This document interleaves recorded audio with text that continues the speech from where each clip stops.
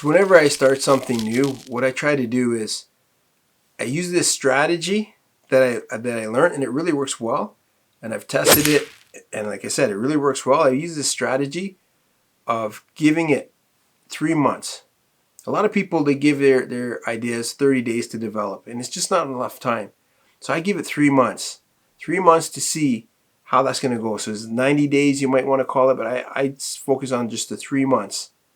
What happens almost every time is when you start something, it's really hard, and at the beginning, the first month, you're just kind of getting a feel for it and getting the pieces put together and putting some stuff in place.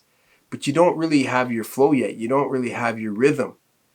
And the second month, you're starting to get your rhythm. But what I find is that's where you start to really doubt yourself, because it's just not moving as fast as you wanted. And a lot of self-doubt will fall into place.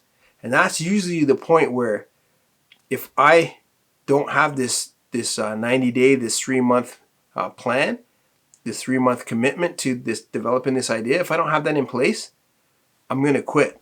Because that's always where it gets the hardest is between the 6-week and the 8-week mark. It gets really hard because if you feel like you're just spinning your wheels, you're not going anywhere and nothing's working out.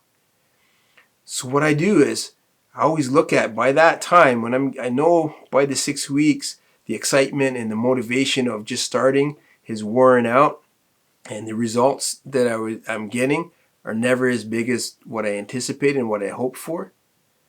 That's the time where you got to step back. So what I do is I step back and I look at, okay, what is it I need to do to really get this thing working? What is it that I need to put into place to get over this hump? Because I'm at this roadblock where I've taken it as far as I can go.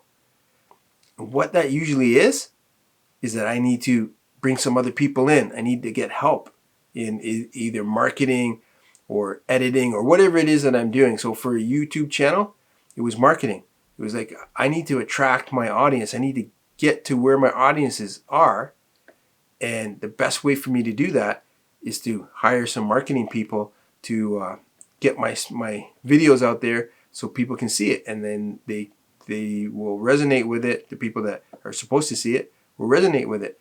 But if I'm just doing it myself, just completely organically, it's going to take forever. I'm going to quit before I ever really get going, because that's just how I am. I have patience, but I don't have maximum patience. I have small patience. So I need to see progress after a certain amount of time.